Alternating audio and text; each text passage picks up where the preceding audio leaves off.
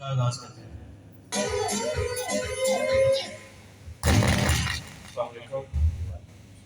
I hope आप सब ठीक होंगे। जब तक प्रेजेंटेशन नहीं चलती तो मैं अपना थोड़ा सा तारुफ करवा देता हूँ। मेरा नाम अहमद अली है और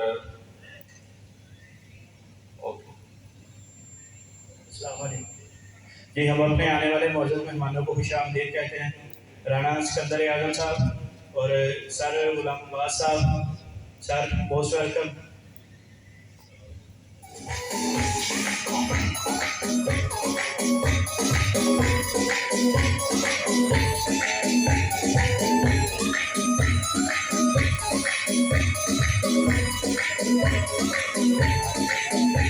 थोड़ा सा मैं अपना तारुफ करवा दूँ। मेरा नाम अहमद अली है और मैं पिछले 3 से 4 साल से न्यूट्रिशन में बच्चों को पढ़ा रहा हूँ यूनिवर्सिटी में। लाहौर में यूनिवर्सिटी है जिसका नाम है university of veterinary and animal sciences. उसमें मैं एज अ लेक्चरर काम कर रहा हूँ और हमारा काम वहाँ होता है, हमने ग़िज़ा, न्यूट्रिएंट्स, फूड से मुतल्लिक जो है वो बच्चों को डिफरेंट मज़मून पढ़ाने होते हैं, डिफरेंट सब्जेक्ट्स पढ़ाने होते हैं। तो आज यहाँ पर जो टॉपिक है मेरा वो है myths related to weight loss and weight gain, कि वज़न को कम या बढ़ाया कैसे जाए और उससे रिलेटेड जो हमारी गलत फहमियाँ हैं, जो हमने गलत तरीके अडॉप्ट किए हैं उनको हाईलाइट किया जाए और गलत प्रैक्टिसेस को हाईलाइट किया जाए और सही तरीके के बारे में आपको एक कॉम्प्रिहेंसिव नॉलेज दिया जाए। तो अगर मैं अपनी एजुकेशन की बात करूँ तो मैं मेरी PhD scholar in food and nutrition और मेरी बैचलर जो है वो भी न्यूट्रिशन एंड डाइटेटिक्स में है। ग़िज़ा से मुतल्लिक ही मैंने पढ़ा हुआ है। 18 साल की स्टडी मेरी मुकम्मल है न्यूट्रिशन में और मैं बैचलर्स का गोल्ड मेडलिस्ट भी हूँ अपने यूनिवर्सिटी का। तो यहाँ पर मैं रिक्वेस्ट करूँगा प्रेजेंटर से कि वो प्रेजेंटेशन यहाँ पर ऑन कर दें। और आज हमारा जो टॉपिक है मैं दोबारा रिपीट कर दूँ, वो वज़न को बढ़ाने में और कमी में जो हमें मुश्किलात पेश आती हैं, दूसरा साइंस की रूह में उनके जवाब क्या हैं। ठीक है, जो साइंसी तहकीकें हैं, साइंटिफिक नॉलेज है, रिसर्च जो है न्यूट्रिशन में, वो हमें क्या गाइड करती है, वो क्या हमारी रहनुमाई करती है, उसके बारे में आज हम इंशाल्लाह डिस्कस करेंगे। जी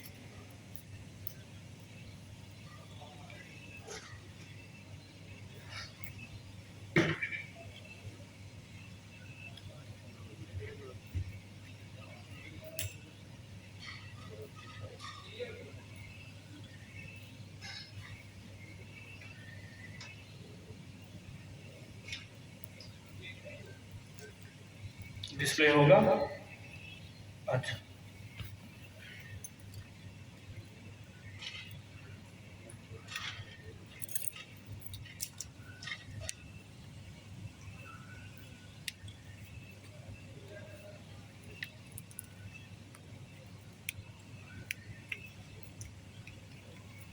जो हमारा टॉपिक है that is weight loss and weight gain and we want to discuss the myths related to weight loss and weight gain as well as we want to study the realities behind the proper scientific mechanism जिसको हम use कर सकते हैं वज़न को बढ़ाने या कम करने में।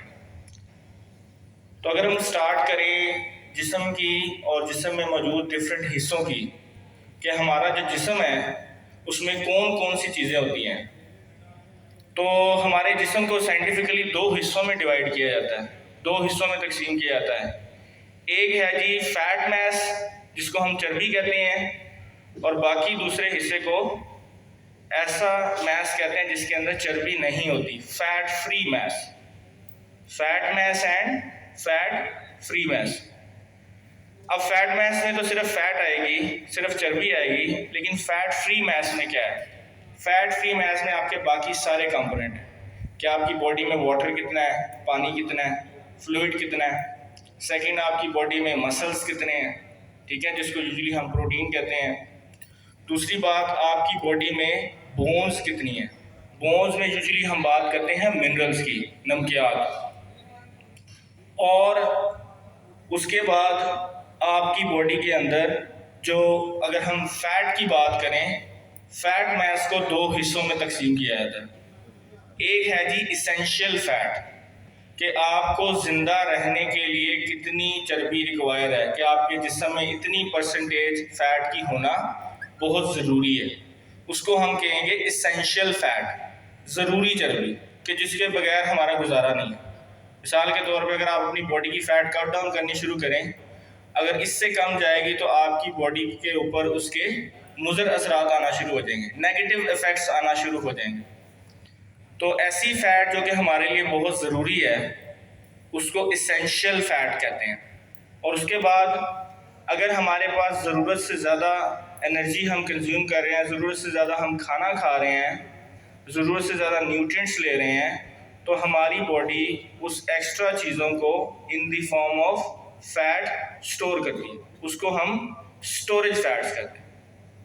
और इसके नीचे जो साइंटिफिकली जिनको फिट कंसिडर किया जाता है उनकी नीचे फैट परसेंटेजेस लिखी हुई है कि अगर एक बंदे को फिट कंसिडर करना है तो उसकी मिनिमम फैट परसेंटेज कितनी होनी चाहिए। अच्छा जी, बहुत सारे लिटरेचर मौजूद है, बहुत सारी किताबें मौजूद हैं वेट को लूज़ करने के हवाले से या वेट गेन करने के हवाले से, लेकिन बहुत सारे ऐसे लोग हैं जब वो वेट गेन या लूज़ करने की कोशिश करते हैं तो उनको बहुत सारे मसाइल आ जाते हैं कि जी वेट लूज़ नहीं हो पा रहा, वेट गेन नहीं हो पा रहा। उसके लिए हमें एक बेसिक जो कॉन्सेप्ट है, बेसिक चीज़ का पता होना बड़ा ज़रूरी है, जिसको हम कहते हैं एनर्जी बैलेंस। कि क्या आप जो डेली बेसिस पे खुराक कंज्यूम कर रहे हैं, क्या वो आपकी रिक्वायरमेंट के मुताबिक है या नहीं है।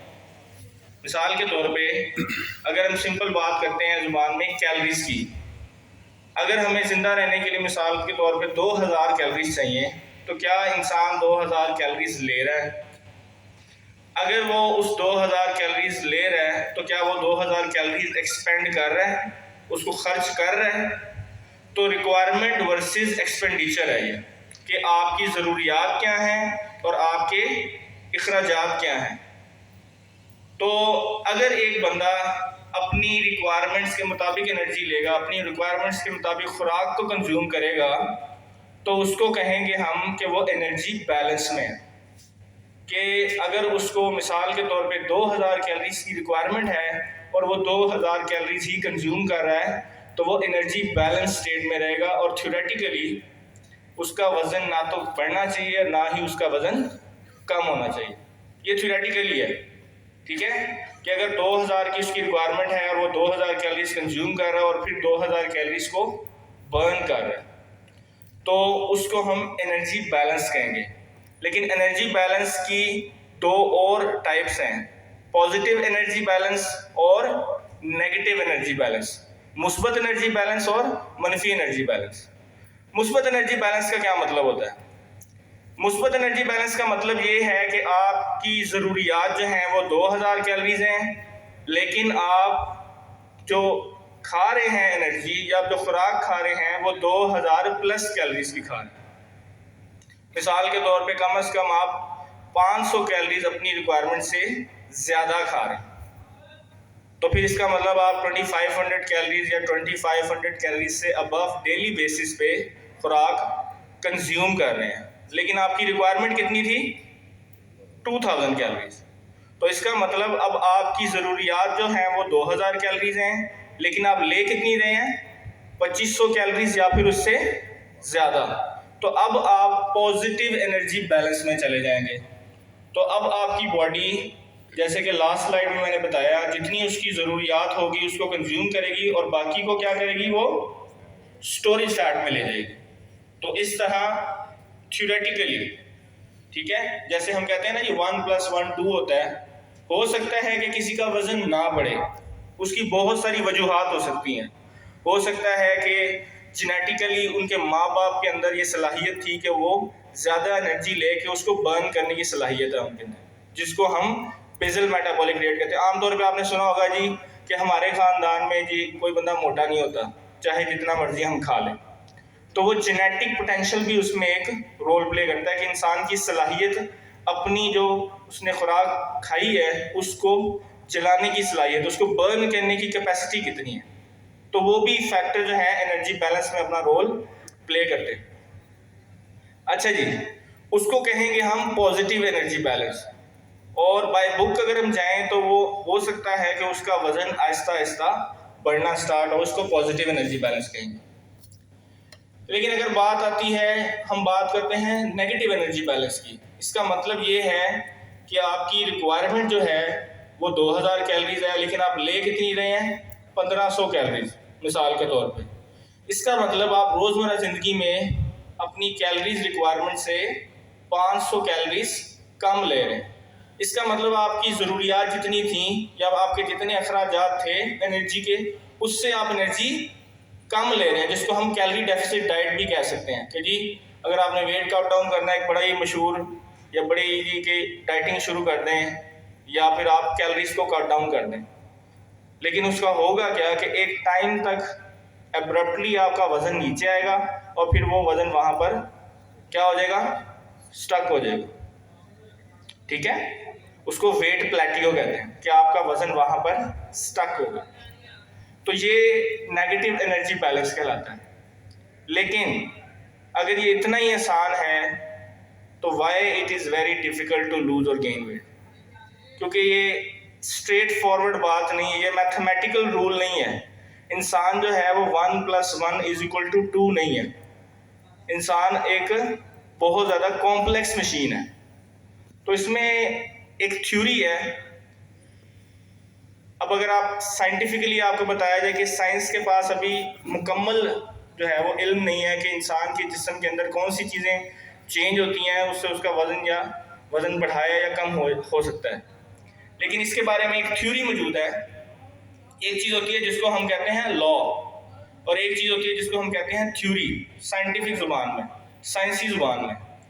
तो सेट पॉइंट थ्योरी एक थ्योरी है जो बताती है कि अगर आप खिलाफ कुदरत, नेचर के अगेंस्ट जाके अगर आप वज़न अपना एब्रप्टली बहुत ज़्यादा शिद्दत से वज़न को कम करने की कोशिश करते हैं, भूखे रह के या बहुत ज़्यादा खा के अपने वज़न को बढ़ाने की कोशिश करते हैं, तो हमारी बॉडी, हमारा जिस्म है, उसके खिलाफ जो है वो हरकत में आ जाता है। इसको हम कहते हैं सेट पॉइंट थ्योरी, कि इंसान का जो जिस्म है वो कोशिश करता है कि वो अपने एक मुकर्ररा वज़न को बरकरार रखे। मिसाल के तौर पे अगर आप एक नॉर्मल बंदे से पूछें कि आपका अमूमन पूरे साल वज़न कितना रहता है, तो आपको बताएगा जी मेरा वज़न जो है वो 60 किलो के करीब रहता है अगर मैं अपनी डाइट ना चेंज करूँ। अगर मैं बहुत ज़्यादा अपनी डाइट को चेंज करने की कोशिश करता हूँ या करती हूँ तो मेरा वज़न जो है वो 60 किलो से 57 किलो तक जाता है या 58 किलो तक जाता है, लेकिन उससे नीचे नहीं जाता। या अगर मैं बहुत ज़्यादा कैलोरीज खाने की शुरू कर दूँ तो मेरा वज़न 61 किलो या 62 किलो तक जाता है, लेकिन उससे ऊपर नहीं जा पाता। उसमें होता क्या है कि जब आप ज़बरदस्ती या बहुत ज़्यादा जल्दी अपने वज़न को चेंज करने की कोशिश करते हैं तो हमारा जिस्म उसके ख़िलाफ़ जो है वो रेजिस्ट करता है। अब इसका मतलब क्या है? मिसाल के तौर पे एक बंदे ने अपना वज़न कम करना है, वो क्या करता है जी, 1 रोज़ा रखता है, 2 रोज़े रखता है, 3 रोज़े रखता है, और उसका 1 या 2 वीक में 1 से 2 किलो वज़न कम हो जाता है। लेकिन अगर उसके बाद वो रोज़े रखना शुरू कर दे, फास्टिंग शुरू कर दे, जिसको हम आम ज़ुबान में फास्टिंग कहते हैं, या कैलोरी रिस्ट्रिक्टेड डाइट पे आ जाए, तो उसका वज़न एक जगह पे स्टक हो जाता है, क्योंकि उसका जिस्म जो है उस कम एनर्जी पे सर्वाइव करना सीख जाता है, जिसको हम कहते हैं अडेप्टेशन। अपने आप को उस कम एनर्जी में ढाल लेता है और अपने वज़न को एक मुकर्ररा हद से नीचे नहीं आने देता। उसको हम सेट पॉइंट थ्योरी कहते हैं। मिसाल के तौर पे हमें ज़िंदा रहने के लिए किन किन चीज़ों की ज़रूरत होती है? सांस लेने की ज़रूरत है। आपने ज़िंदा रहना है, आपको सांस लेने की ज़रूरत है। उसके लिए आपके फेफड़ों को फूलने की और स्क्वीज़ होने की ज़रूरत है। सांस का चलना, दिल का धड़कना, जिगर का चलना, गुर्दों का चलना, दिमाग का चलना बेसिक रिक्वायरमेंट है ज़िंदा रहने की। लेकिन हमारे जिस्म का एक टेम्परेचर होता है। मिसाल के तौर पे अगर हम किसी से मुसाफा करते हैं, हाथ मिलाते हैं, तो किसी का आपको बॉडी टेम्परेचर ज़्यादा मिलता है, किसी के हाथ आपको ठंडे महसूस होते हैं या फिर किसी के हाथ आपको गर्म महसूस होते हैं।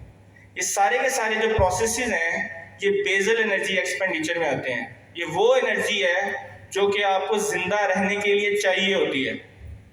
तो चाहे आप जितने मर्जी एनर्जी इंटेक को कम कर लें या चाहे जितना मर्जी एनर्जी इंटेक बढ़ा लें, आप अपने वजन को एब्रप्टली इंक्रीज या डिक्रीज नहीं कर पाते, क्योंकि इंसान जिंदा रहने के लिए जो मिनिमम एनर्जी है उसको इंसान की बॉडी ऊपर या नीचे कर सकती है।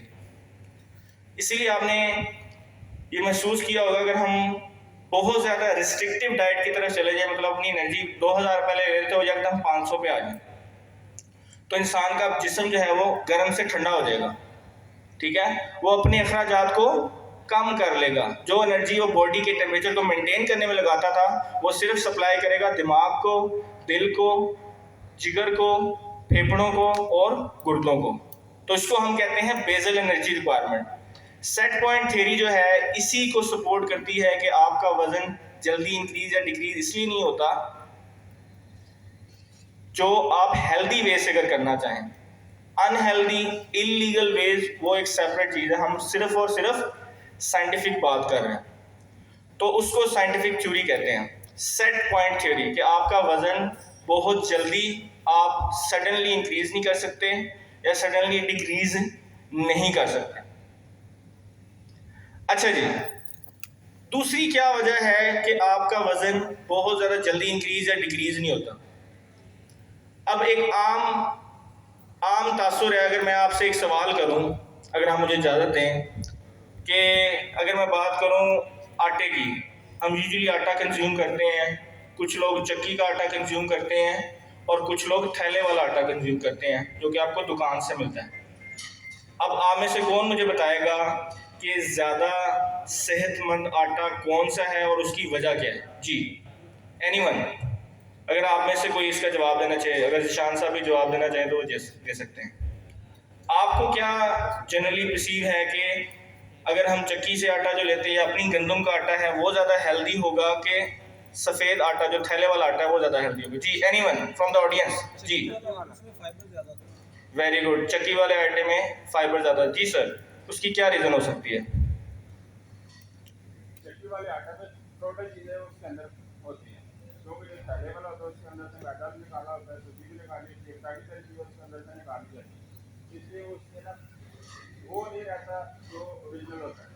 जी बिल्कुल, जैसे सर ने बिल्कुल राइटली बताया कि जो चक्की वाला आटा है या फिर अपनी गंदम का आटा है वो प्रोसेस्ड नहीं होता, वो सिर्फ पीसने के लिए हम देते हैं चक्की पे और वो पीस के हमें आटा वापस दे देते हैं। लेकिन जब हम बात करते हैं थैले वाले आटे की, उसमें से बहुत सारे उसके जो अज्जा हैं उनको वो निकाल के और चीज़ें बना लेते हैं। जैसे कि सर ने बताया सूजी उसमें से निकाल लेते हैं, उसमें से भाई ने बताया फाइबर निकाल लिया जाता है। ठीक है, फाइबर की बहुत ज़्यादा अहमियत है हमारे डाइट के अंदर। ये हमारे मैदे को निज़ाम इंहज़ाम को चलाने में बहुत ज़्यादा इंपॉर्टेंट रोल प्ले करता है। तो सबसे बड़ी वजह जो है वाइटामिन और मिनरल्स भी उनके अंदर होते हैं जो फाइबर के साथ जुड़े होते हैं, ऐसे करके इंटरलिंक्ड होते हैं। तो जब हम ऐसी खुराक खाते हैं या अगर हमारा जिस्म वाइटामिन और मिनरल्स की कमी का शिकार होता है, आमतौर पे अगर हम खाना ना खाएं तो हमें भूख फील होती है। ऐसे ही है, जब हम खाना खाना छोड़ते हैं, हम रोज़ा रखते हैं, तो हमें एक टाइम के बाद भूख लगना स्टार्ट हो जाती है। वो क्यों भूख लगती है? क्योंकि हमारे अंदर मैक्रोन्यूट्रिएंट्स की कमी हो जाती है, जैसे कि कार्बोहाइड्रेट्स, जैसे कि प्रोटीन्स, जैसे कि फैट्स। लेकिन वो कौन सी भूख होती है जिससे हमें भूख नहीं लगती? माइक्रोन्यूट्रिएंट्स की कमी जब हमारे जिस्म में होती है तब हमें भूख नहीं लगती, क्योंकि हमारी एनर्जी पूरी हो रही होती है। लेकिन उस एनर्जी को निकालने के लिए जो माइक्रोन्यूट्रिएंट्स चाहिए, जिसको हम विटामिन या मिनरल्स कहते हैं, या आम जुबान में जिसको हम ताकत की गोलियां कहते हैं, ताकत की गोलियां सादा लोग कहते हैं। तो विटामिन और मिनरल्स की कमी का शिकार जो लोग होते हैं वो भी अपना वजन कम या बढ़ा नहीं सकते। अब उसकी अगर हम डिटेल में जाएं तो बहुत सारे विटामिन और मिनरल्स हैं जो कि हमारे सेल्स को कम करने में, वजन को कम करने में या बढ़ाने में अपना रोल प्ले करते हैं, जिसमें जिंक जो है एक वन ऑफ दी मिनरल है। जिंक हमारे जिस्म के अंदर, हमारे डीएनए के अंदर विरासती मादे के अंदर जिंक फिंगर्स बनाता है। अगर वो जिंक की किसी को डेफिशिएंसी हो तो ना तो वो अपना वज़न कम कर सकता है और ना ही अपना वज़न ज़्यादा कर सकता है। मिसाल के तौर पे अगर हम बात करें, कोई बंदा अपना वज़न बढ़ाना चाहता है लेकिन वो विटामिन्स और मिनरल्स की डेफिशिएंसी का शिकार है। आप में से कोई बता सकता है मुझे कि मिनरल्स और विटामिन्स का हमारे जिस्म के अंदर क्या फंक्शन होता है? जी, एनीवन, कोई एक फंक्शन बता दे आप मुझे। कोई भी, ज़्यादा से ज़्यादा क्या होगा, वो गलत ही होगा या फिर वो ठीक भी हो सकता है। जी, इम्यून सिस्टम, वेरी गुड। इसके अलावा जी,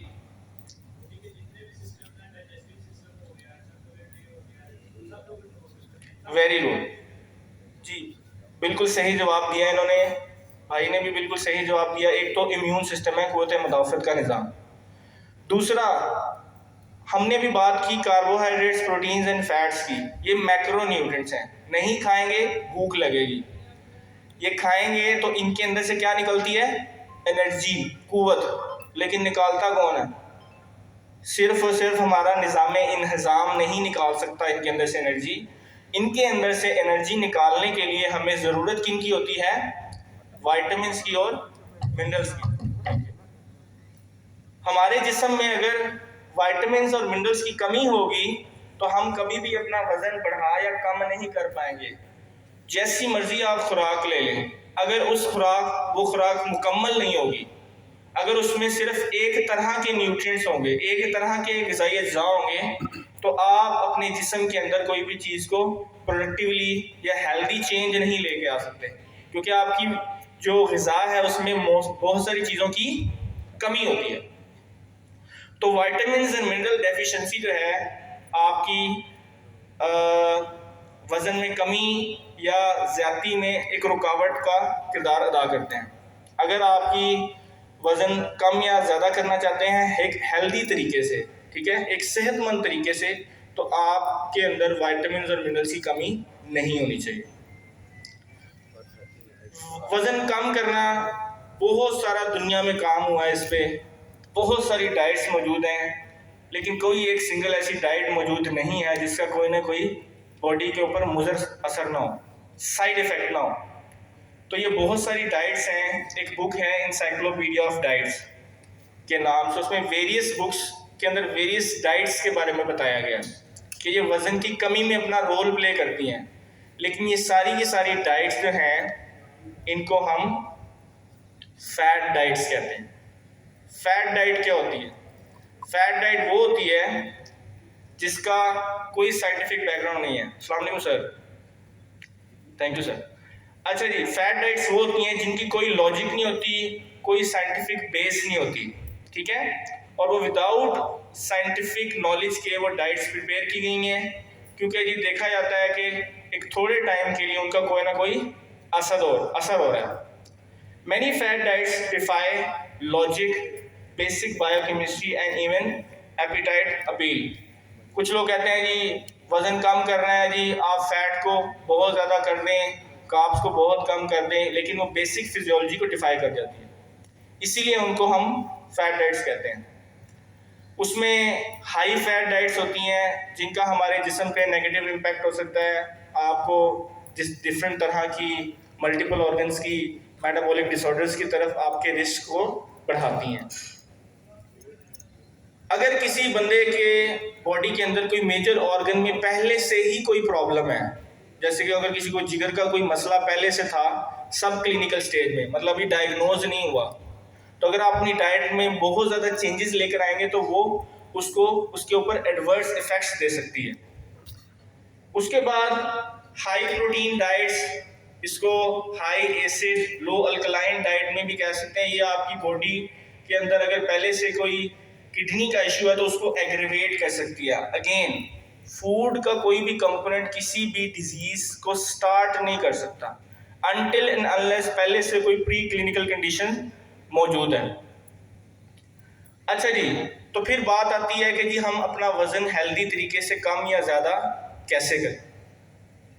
तो उसका एक सिंपल रूल है, अगर आपने अपना वज़न कम करना है, डाइटेटिक्स लैंग्वेज में, अगर आपने अपना वज़न कम करना है या ज़्यादा करना है तो हम कैसे करें। तो हम एनर्जी बैलेंस को यूज़ करेंगे। हम अपनी डाइट के अंदर अगर आपने वज़न इंक्रीज़ करना है तो 500 कैलोरीज का इजाफा करेंगे डेली बेसिस पे, और थ्योरेटिकली हमारा एक हफ्ते में 3500 कैलोरीज का इजाफा होगा, जिससे हमारा 1 पाउंड पर वीक वेट गेन होगा, वज़न बढ़ेगा। 1 पाउंड तकरीबन आधे किलो के बराबर होता है। लेकिन अगर हमने वज़न कम करना है तो हम अपनी एनर्जी में से 500 कैलोरीज को इसी तरह से माइनस कर देंगे और आपका वज़न एक हफ्ते में 1 पाउंड कम होगा। लेकिन इसमें सिर्फ और सिर्फ एनर्जी कम करने का रोल नहीं है, इसमें फिर आपको डाइट डाइवर्सिटी पे जाना पड़ेगा, साथ में आपको फिजिकल एक्टिविटी रिजीम को अडॉप्ट करनी पड़ेगी। ठीक है, सोलली कैलोरीज को कम करना लेकिन फूड चॉइसेस पे काम ना करना, हेल्दी चॉइसेस को फोकस करना है और आपकी ग़िज़ा डाइवर्स होनी चाहिए।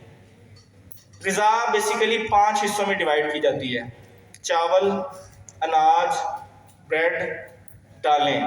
एक ग्रुप है जिसको ब्रेड एंड सीरियल्स कहते हैं। Vegetables, fruits, milk and milk products, meat and protein and eggs, fat and oils. जब भी आप ग़िज़ा कंज्यूम करें तो आप मल्टीपल फूड ग्रुप्स से उसको खाने की कोशिश करें, ना कि एक सिंगल तरह के फूड ग्रुप पे आप फोकस करें। अच्छा जी, तो ये मल्टीपल फूड ग्रुप्स हैं, मीट एंड प्रोटीन्स हैं, इसमें आप लीन मीट पे फोकस करें, ऐसे गोश्त जिनके अंदर चर्बी की मिकदार कम है। लो फैट स्किम मिल्क की तरफ जाएं डेयरी प्रोडक्ट्स के अंदर। उसके अलावा फैट एंड ऑयल्स में से हेल्दी फैट्स को चूज़ करें, nuts, seeds, oils compare to the saturated fats. Saturated fats को 7% से ज़्यादा नहीं आप ले सकते। अगर आपकी रिक्वायरमेंट जो है वो 2000 कैलोरीज है और उसका 7% सिर्फ आप 2000 कैलोरीज का सैचुरेटेड फैट से लेंगे, जिसको हम आम जुबान में घी कहते हैं। बाकी आप अपने फैट्स हेल्दी फैट से लेंगे जो कि 20 to 25% of the energy intake होगा। फ्रूट्स एंड वेजिटेबल्स की आप कम से कम 3 से 5, अगर वो आपने बगैर कुकिंग के खानी है, रॉ खानी है तो 3 से 5 कप, और अगर आपने कुक करके खानी है तो 3 से 5 हाफ कप आप ज़रूर सब्जियों का अपनी खुराक में शामिल करें। ब्रेड एंड सीरियल्स 6 से 11 सर्विंग्स, अगेन कौन से वाली, जो कि अनप्रोसेस्ड हैं, जो कि रॉ हैं, जो डायरेक्ट फसल से आपके पास आई हैं। ये नहीं कि उसको प्रोसेस करके उसका वाइट आटा बनाया, प्रोसेस करके उससे बेकरी आइटम्स बनाए और फिर आपने वो कंज्यूम करना शुरू कर दिया। ये बेसिकली आपका आज का टॉपिक था। आई होप आप लोगों ने कुछ बेसिक चीज़ें जो हैं इसमें से एक्सट्रैक्ट की होंगी। अगर आपका कोई क्वेश्चन है तो प्लीज़ आप मुझसे पूछ सकते हैं। जी जी sir. Source of minerals and vitamin. Source of minerals and vitamins, सबसे ज़्यादा biggest source of minerals and vitamins होते हैं कलरफुल फ्रूट्स एंड वेजिटेबल्स। अल्लाह ताला ने जो वाइटामिन्स, मिनरल्स और फाइटोन्यूट्रिएंट्स जिनको हम कहते हैं, रंग बिरंगी सब्जियां और फल, सबसे ज़्यादा वाइटामिन्स और मिनरल्स इनमें रखे हैं। लेकिन अब बहुत सारी जदीद चीज़ें भी आ गई हैं, जैसे कि एक सिंपल सी चीज़ का मैं आपको नाम बताता हूँ जिसको हम सीवीड्स कहते हैं। अब लोगों ने वो भी ज़्यादा मुतारिफ करवाई है, पहले इतना ज़्यादा पाकिस्तान में भी ज़्यादा कॉन्सेप्ट नहीं है। उनके अंदर वाइटामिन्स और मिनरल्स की मिकदार बहुत ज़्यादा होती है। एक और बात, किसी एक सिंगल सब्जी या किसी एक सिंगल फल में हर तरह के वाइटामिन्स और मिनरल्स अल्लाह ने नहीं रखे, नेचर ने नहीं रखे। उसकी एक वजह है, किसी एक फ्रूट या वेजिटेबल में एक तरह का वाइटामिन और मिनरल रखा है और किसी एक सब्जी या फल में दूसरी तरह का वाइटामिन और मिनरल्स रखा है। उसकी एक वजह है, क्योंकि जब हम इनको इकट्ठा खाने की कोशिश करते हैं तो ये एक दूसरे की जज़ब होने की सलाहियत को लिमिट कर देते हैं।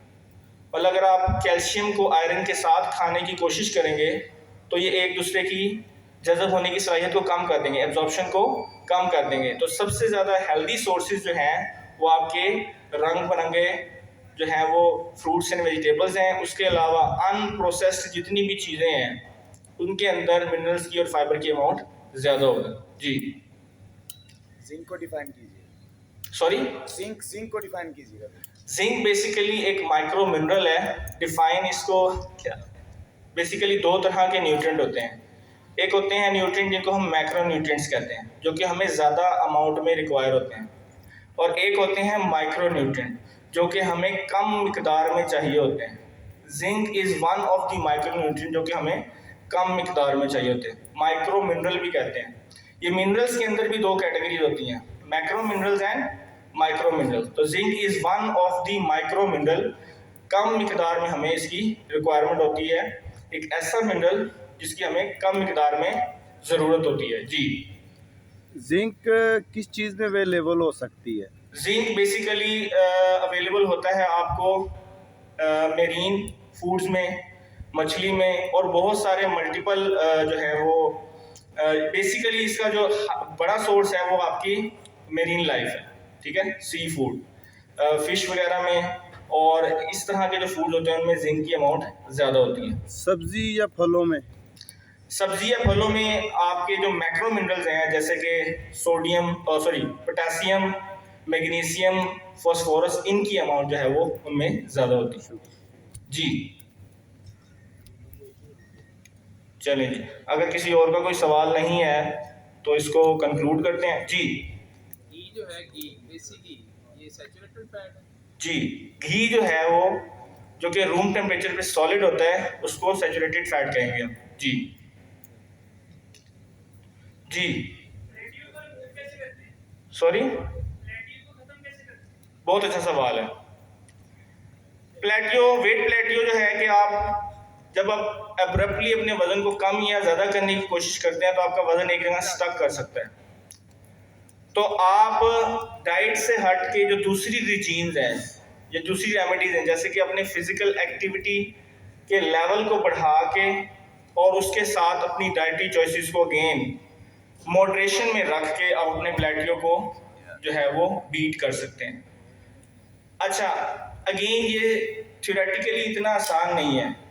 आपने 5 से 6 किलो अपना वजन कम किया, अब आप क्या करेंगे, अपने बेसल मेटाबॉलिक रेट को वहां पर लेकर आके सेट करेंगे। आपने वजन कम किया 5 किलो और अब आपने डाइटरी रिस्ट्रिक्शन फर्दर नहीं करनी, वहां पर उसको मेंटेन रखना है। उसके बाद जब आप 5 से 6 महीने उस वजन को मेंटेन रखेंगे तो जब आप दोबारा से और नीचे की तरफ आने की कोशिश करेंगे तो वो प्लेटियो और नीचे की तरफ मूव कर जाएगा। लेकिन अगर आप एब्रप्टली एक ही दफ़ा में नीचे आने की कोशिश करेंगे तो आप प्लेटियो पे स्टक हो जाएंगे। तो ये बेसिक तरीका है प्लेटियो को ख़त्म करने का। जी,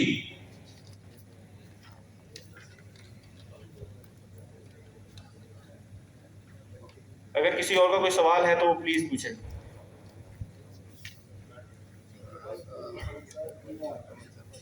फैट सोलुबल भी होते हैं, वाटर सोलुबल भी होते हैं। इनू गहरा मैं तो पता।